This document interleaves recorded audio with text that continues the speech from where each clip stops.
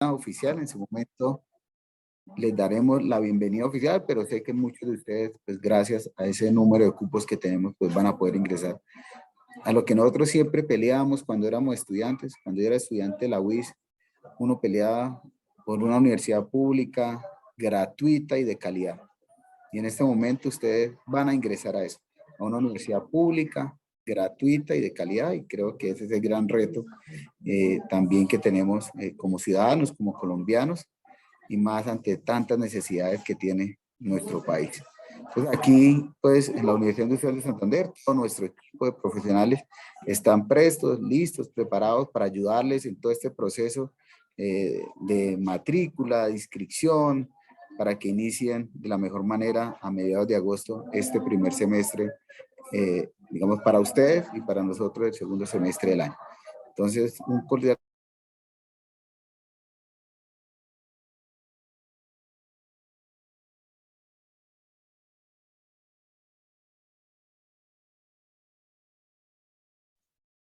verlos pronto.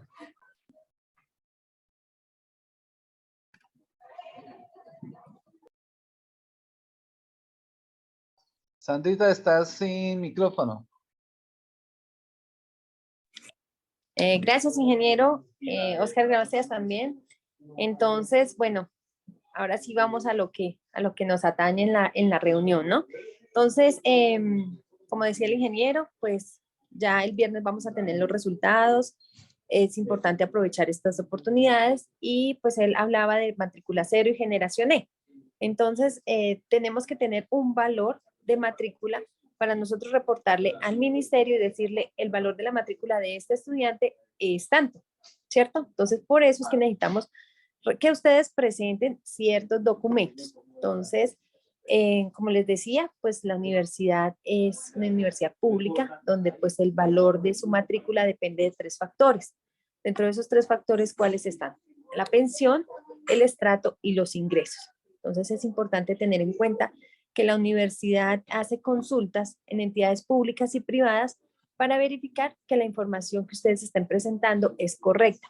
Entonces, dentro del reglamento de la universidad, dice en su acuerdo 032 de 1996 que la presentación por parte del estudiante de información inexacta o incompleta que cause disminución al valor de la matrícula, descuentos o exención del pago será considerada como una falta grave, cuya sanción podrá llegar hasta la expulsión siguiendo los procedimientos reglamentarios sin perjuicio de las acciones de carácter legal a que hubiere lugar, ¿sí? Por eso es muy importante presentar la información correspondiente.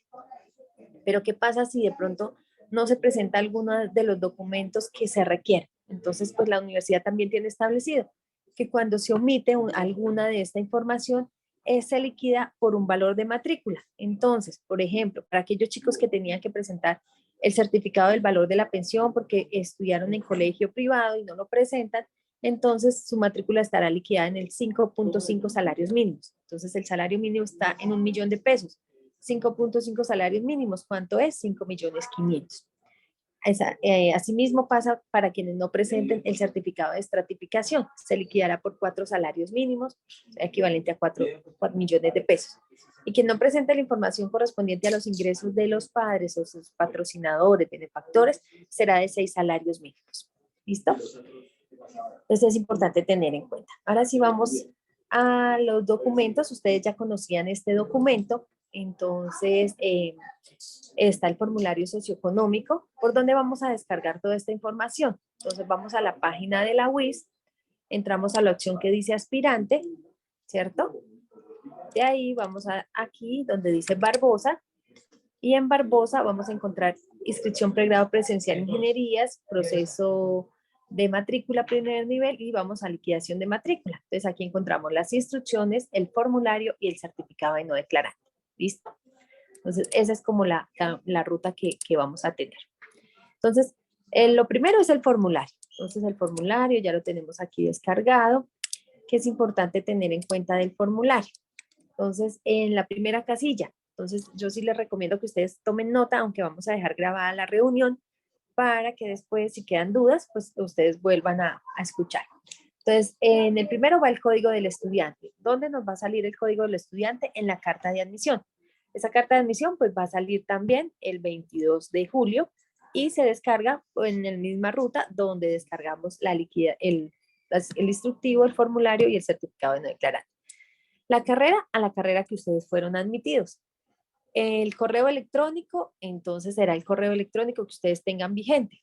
Primer apellido, segundo apellido, primer nombre, segundo nombre, pues la información de ustedes. Si tienen tarjeta, si tienen cédula o cédula de extranjería, registran aquí el número. Colegio que le otorgó el título de bachiller, entonces el colegio que ustedes salieron, si es oficial, si es privado, en qué año se graduaron y el valor de la pensión mensual. Entonces, quienes estudiaron en colegio privado, pues van a escribir el valor de la pensión mensual. Quienes estudiaron en colegio público en el grado 11, pues van a escribir 0, porque allá no pagaban pensión. ¿Listo? En la información de la vivienda de la unidad económica familiar, vamos a registrar la dirección que aparece registrada en la carta de admisión. Recuerden que ustedes esta inscripción la hicieron hace poco más de 20 días, tal vez. Entonces, pues sí la cambiaron la dirección. En estos días, pues posteriormente haremos un proceso que se llama reliquidación y podremos cambiar esa dirección. Pero en este momento vamos a registrar la que aparece en la carta de admisión, las que les va a aparecer. La ciudad, pues también igual la que registraron. ¿Qué estrato es? Entonces, ¿cómo van a saber el estrato? Cuando ustedes van a la oficina de planeación del municipio y les piden el certificado de estratificación de esa dirección. Teléfono fijo si lo tienen y teléfono móvil de ustedes. Venimos a una tercera parte que es la información de los integrantes de la web. Entonces aquí el parentesco. Entonces aquí dice integrante número 1, padre o estudiante. Entonces aquí iría la información del padre. Quienes estén reconocidos, así el papá haya fallecido, se debe registrar. ¿Listo? Entonces, parentesco, padre, primer apellido, segundo si lo tiene, primer nombre, segundo nombre, número de identificación. Y aquí en el punto 16 van las rentas líquidas. Este renglón es para quienes declaran renta en el año 2020, ¿sí? Porque hasta ahorita se está presentando la declaración del 2021. Entonces, para quienes declararon renta en el año 2020, ahí iría en casilla 16, vamos a colocar esa información. Quienes fueron independientes o fueron trabajadores en el año 2021, pues en el renglón 17 se iría a diligenciar esta información. Año del reporte para quienes declararon renta, pues el 2020. Y para los que son independientes o trabajadores de alguna empresa, pues el año del reporte será el 2021. Actividad o profesión, pues si se dedican, qué profesión tienen o si son empleados, asalariados, pues ahí ya van a relacionar la información del padre en este primer integrante 1. Para el integrante 2, que es la madre, igual. Estas son las mismas condiciones que ya explicamos aquí. Si declaró renta, diligencia el renglón 23. Si fue empleada o independiente, el renglón 24. ¿Listo? ¿Qué es importante? Aquí en el 41 se relacionan si ustedes tienen hermanos estudiando en la UIS, únicamente en la UIS. ¿Listo? Entonces van a colocar la identificación, apellidos y nombres y el código del estudiante. ¿Vale? Por último, van a firmar ustedes aquí como estudiantes, aquí el padre y aquí la madre. ¿Listo? Entonces, ¿qué es importante? Este formulario lo diligencian en PDF. ¿Por qué se pide en PDF? Porque pues no cometemos, digamos, el error de pensar que era un 7 y no, era un 1. O a veces hacemos un 3 que parece un 8 o números así que a veces uno tiende a no comprender el número y puede registrar otra información en el sistema. Entonces, por eso es que se pide PDF. Bueno, entonces, aquí ya hablamos del formulario, cómo lo deben diligenciar, la carta de admisión por donde se debe descargar, ¿cierto? Documento de identidad del estudiante, que sea una fotocopia legible, ampliada al 150. Certificado de pensión del colegio, entonces ya saben, los de egresados de institución oficial o pública le sacan fotocopia al acta de grado. ¿Listo? Al acta de grado. Y los chicos que salieron de colegio privado, entonces van a ir al colegio, debe estar firmado por el rector o pagador, donde indique el código del IFES, si es que se indique que es un colegio privado, en qué jornada estudiaron, si fue diurna, nocturna, semestralizada o qué otra modalidad tenía, y qué valor de pensión mensual pagaban durante el año del grado 11, ¿cierto? Y si tuvieron alguna beca, pues lo deben especificar ahí en la misma certificación, ¿sí? Algunos fueron becados con el 50, otros con el 100. Entonces, que se especifique si fueron becados o no. Entonces, eso sí es importante ahorita por el tema de vacaciones de los chicos, para los de colegio privado, sí que lo vayan solicitando. Bueno. Este punto número 5, que es un poquito neurálgico al momento de recibir la documentación, ¿sí? Porque a veces de pronto de la emoción registramos, bueno, no sé, a veces registran direcciones que nada tienen que ver o porque creían o porque les hicieron el favor, alguna situación. ¿Qué es lo que pasa con este documento? Es la base para nosotros determinar si el estudiante va a aplicar a matrícula cero. Recuerde que los matrícula cero van a ser estratos 1, 2 y 3, ¿cierto? Entonces, ya los que sean estrato 4 ya no van a tener ese beneficio. Pueda que tengan el beneficio de generación E, que eso ya va de acuerdo al nivel del CISBEN que ustedes tengan, sin importar el estrato. Para generación E les van a tener en cuenta es el nivel del CISBEN. ¿Listo?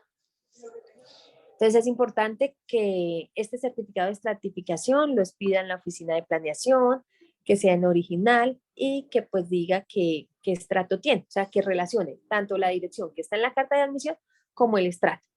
¿Listo? Bueno, este puntico por favor sí pónganme en atención porque aquí se dice que la copia del RUT, el RUT es el registro único tributario, es aquella que lo hacemos cuando nos registramos ante la DIAN. Pero si los papás no están en este momento, no los vayan a registrar. Es solamente para los que ya están registrados, ¿sí? Entonces, ¿cómo hago para saber si mi papá está registrado o mi mamá? Entonces, voy a este link que vendría siendo este, ¿sí? Entonces, los manda aquí. Entonces, vamos a consultar. Entonces, escribimos la cédula del papá, de la mamá, y va a salir un pantallazo. Entonces, en este caso, Sandreni Chavarro Chávez, ¿qué me dice? Que tengo un registro activo. Eso quiere decir que yo en algún momento fui a la DIAN o a través de internet, hice el proceso y me registré. Si me aparece ese pantallazo, sí, entonces presento la copia del RUT, ¿sí? Que esté actualizada, ¿cierto? Pero, pues, si no me aparece, vamos a escribir aquí otra cédula de pronto. Y aparece esto, entonces quiere decir que los padres nunca han hecho el registro ante la DIAN. Entonces no se preocupen por eso, simplemente no van a presentar ese documento. ¿Listo? Entonces eso es importante tenerlo claro. Bueno, vamos a... listo. Entonces vamos en el punto número 6, ya. Entonces consulto primero y si lo tengo, pues le saco fotocopia. Si no, por este link también puedo descargar el RUT de mis padres. Bueno, ¿qué es importante aquí? Ahora sí la información de los padres. Entonces, en la información de los padres, hay padres que declararon renta en el año 2020, ¿cierto? Entonces, pues aquí colocamos 2021, pero pues no todos, no todos, no todos han declarado. Entonces, algunos de pronto ya lo hicieron, pero pues todavía no estamos, ya estamos como en fechas, pero pues si ya lo hicieron, no hay problema. Entonces van a presentar la declaración de renta. Entonces, depende el padre o la madre cómo declaren, qué formulario va a declarar. Hay unos que declaran en un formulario 110, hay otros que declaran en un formulario 2B, 210. Entonces, depende de eso, van a tomar el reglón 79 en el formulario del formulario 110 o el reglón 97 o 98 del formulario 210. Ya cuando ustedes tengan la declaración en la mano, entonces van a decir, ah, sí, es el 110 o es el 210. ¿Listo? Por ese lado. Y viene ya, por lo general, cuando los papás son empleados y pensionados no obligados a declarar renta, ¿cierto? Entonces, ahí ya van a presentar el diligenciar en el formulario socioeconómico, únicamente la casilla 17, 24, 31, 38, ¿sí? Si fueron pensionados si fueron pensionados o tienen ingresos, entonces deben descontar el valor de las cesantías si lo hay. ¿Listo? Entonces presentan el certificado de ingresos del año 2021. En la empresa donde sus padres laboraron o las empresas, porque puede presentarse ese caso. Mi papá trabajó 6 meses aquí y 6 meses allá, ¿cierto? En una empresa en el año 2021. Pues van a pedir los dos certificados y los van a sumar, que se suma todo lo del año 2021. Si es pensionado, pues certificación del fondo de pensiones o por pensiones en el cual se especifica el valor total de los ingresos del año 2021. Y ya para los padres independientes no obligados a declarar renta, también vamos a diligenciar el formulario certificado de no declarante del año 2021, que también lo descargamos. Ese lo encontramos ahí mismo, es este formato, certificado de no declarante. Entonces, este formato lo puede llenar cualquier persona, ustedes mismos como estudiantes. Por favor, no vayan a ir a hacer declaraciones extrajuicio, no vayan a ir donde los contadores, porque certificaciones de contadores no se reciben. No se reciben porque recuerde que hay una ley antitrámites, donde por cuestiones de economía también para ustedes, pues la universidad les tiene dispuesto este formato y con la firma, presumimos de la buena fe de las personas, y con la firma del papá, ¿sí? Que es acá, ya con eso la universidad presume que ustedes están actuando de buena fe y que están diciendo lo que debe ser, ¿cierto? Entonces, este es el formato de no declarante, supremamente sencillo de diligenciar, la ciudad y la fecha, la sede, pues Barbosa. Acá van a relacionar nombres y apellidos completos de quién, pues del padre o la madre que fue independiente en el año 2021. Número de documento de identificación, lugar de expedición, dirección del domicilio, el teléfono, a qué actividad económica se dedicó siendo independiente, cuánto fue el ingreso total del año 2021. Entonces hay padres que son trabajadores informales o tienen su venta de puesto ambulante o tienen su cafetería o alguna cosa que se dedican a vender por revista, alguna cosa, ¿cierto? Entonces van a tener en cuenta el valor total de los ingresos del año 2021. Donde dice patrimonio bruto, entonces van a colocar el valor del patrimonio bruto. Este valor de patrimonio bruto no se tiene en cuenta para la liquidación de matrícula, entonces no se vayan a preocupar que porque mi mamá tiene una casa, un carro, un apartamento, entonces me van a liquidar más. No, nosotros en la universidad tenemos en cuenta únicamente son los ingresos. ¿Listo? Valor de retención en la fuente se coloca si alguna entidad, de pronto un contratista, el papá es contratista y le hicieron ese descuento de retención en la fuente en alguna empresa, en alguna alcaldía, alguna gobernación o alguna entidad que le haya hecho esta retención en la fuente, entonces la van a colocar acá. Cuando dice relación de personas a mi cargo, entonces, ¿a cargo de quién? Pues del padre que estamos relacionando, ¿cierto? Entonces, en este caso, un ejemplo, nombres y apellidos, ejemplo, yo soy la mamá, Sandreni Chavarro. Entonces, ¿quiénes están a cargo mío? Pues en este caso, pues son mis hijos, ¿cierto? O a veces de pronto los papás también tienen sus papás, o sea, sus abuelos, ¿cierto? A cargo. Entonces van a colocar las personas que están a cargo del papá o de la mamá que está diligenciando este formato. Firma y cédula. Listo, no más. Ese formato es supremamente sencillo. Trabajadores independientes, cuando el padre o la madre también se dedica al hogar, ¿sí? Mi papá es el que trabaja y mi mamá está en la casa. No hay ningún problema. La mamá diligencia este formato, ¿sí? Y las personas a cargo de la mamá, ¿quiénes son? Pues sus hijos. El hecho de que las mamás estemos en la casa no quiere decir que no tenga personas a cargo, porque estar al cuidado de sus hijos también son personas a cargo. ¿Listo? Entonces ese es importante, ese pedacito. Bueno, ya vienen algunas situaciones que se presentan, como es la separación de los padres o algún padre pues no está dentro del hogar. Entonces, si fueron casados, presentan la escritura pública de disolución de la sociedad conyugal o sentencia del juzgado de familia en la que se especifique la cuota alimentaria, ¿sí? ¿Qué otro documento también podemos presentar? Porque de pronto el papá no está o la mamá no está, pero dejaron un acta de conciliación ante una entidad autorizada por la ley. Entonces, por lo general, juzgado, bienestar familiar, comisaría de familia, fiscalía, a veces también hacen presentan esos documentos. Pero que fuimos ahorita a la notaría y que establecimos la cuota de alimentos, no, eso no es válido. ¿Listo? O también a veces el bienestar familiar cita a los padres y digamos, un acto de que no conciliar, ¿sí? Porque no pudieron llegar a acuerdo los padres. Pero la entidad fijó una cuota provisional, ¿sí? Por lo general. Entonces, la cuota provisional va a ser de tanto. Entonces, en ese caso, ese certificado no sirve, ¿sí? O si hay una demanda de alimentos o denuncia por inasistencia alimentaria, también debemos presentar ese documento. Entonces, ¿qué pasa? Entonces, en el formulario, si es el papá, quien concilió la cuota de alimento, de igual forma lo vamos a relacionar. ¿Qué vamos a hacer? Vamos a coger el valor de la cuota. Ejemplo, el valor de la cuota fue 200.000 pesos. Entonces vamos a tomar 200.000 por 12, que son los 12 meses del año, y vamos a colocar ese valor acá, o sea, 2.400.000. El año del reporte es el año en que conciliaron, ¿sí? Si fue hace 15, 10, 5 años, no importa, lo colocan ahí en el año del reporte. Y si el caso es de la mamá, pues igual. Y acá en actividad o profesión, en la 19 o en la 26, van a colocar cuota de alimentos. El mismo caso si fue la mamá la que concilió la cuota de alimentos, la relacionan, los ingresos anuales será el valor de la cuota multiplicado por 12, el año del reporte, el año en que conciliaron, y la actividad o profesión van a escribir cuota de alimentos. ¿Listo? Bueno. Ay, Dios.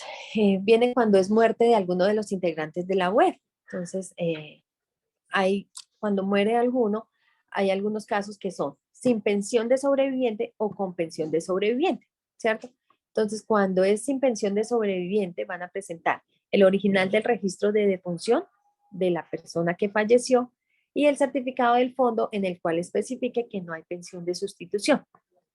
Pero el caso contrario es cuando dejan pensión de sobreviviente, entonces van a presentar el original del registro civil de defunción, certificado de ingresos y retenciones por rentas de trabajo y de pensiones del año 2000.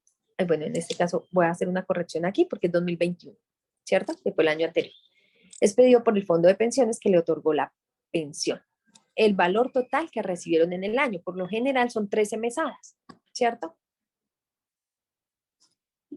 Bueno, hay algunos casos también donde los padres están desaparecidos, pero desaparecidos de verdad, porque es que en estas fechas algunos padres desaparecen y se los aseguro, o sea, se pierden y nos toca empezar a buscarlos. Entonces, pero cuando es, digamos, real, debe haber también un documento donde dice que soporta esa desaparición, ¿cierto? Puede ser por secuestro, por un evento natural, por reprensión u otros, ¿sí? Entonces yo tenía el caso hace como unos 5 años donde el chico efectivamente, él presentó ante la fiscalía el soporte de que el papá estaba desaparecido, presentó cuando lo sacaron buscándolo por periódicos, o sea, un caso muy real y de soporte, ¿no? Puede haber casos reales, pero no tenemos soportes, entonces ahí sí más difícil. Si ustedes votaron ahorita el 19 de junio, desde 2022, perdón, aquí también tengo que corregir, entonces van a presentar el certificado electoral, ¿listo? Una fotocopia. Con eso que obtienen 10% en el valor de la matrícula. Y si tienen hermanos estudiando, pues van a presentar el certificado de que están estudiando los hermanos. Esta fotografía que les pido acá, entonces puede ser fondo azul, fondo blanco, ¿sí? Tipo de documento, 3x4. Entonces aquí vuelvo y lo repito, que la ley antitrámites establece que no es necesaria la presentación de declaraciones extrajuicio ante entidades oficiales. Esto está establecido en el decreto 1557 del 14 de julio de 1989. Como les decía, para los programas de generación equidad o para la gratuidad, es el ministerio quien nos dice, esta persona cumple requisitos, esta no, ¿sí? Entonces, ¿nosotros qué hacemos? Cuando ustedes son admitidos a la universidad, nosotros le enviamos al ministerio y le decimos, mire, estos fueron los chicos matriculados, ¿cierto? Una vez ellos validan la información, nos van a decir, efectivamente, estos cumplen para hacer generación E. ¿Cuál es la ventaja de generación E? Digamos, que es un programa que, digamos, le cubre sus 10 semestres. Esperamos que Matrícula Cero continúe, no sabemos si con el mismo nombre, si van a hacer algunas modificaciones por ahorita el nuevo cambio de gobierno. Esperamos que sí, y yo creo que va a ser así, ¿sí? Entonces dice que una vez recibida y aceptada la totalidad de la documentación, podrá descargar la liquidación. Aquí ya viene cómo usted puede imprimir la liquidación, ya viene aquí cómo debe pagar los exámenes médicos y el carnet, ¿sí? Que eso ya pues más adelante lo estaríamos revisando.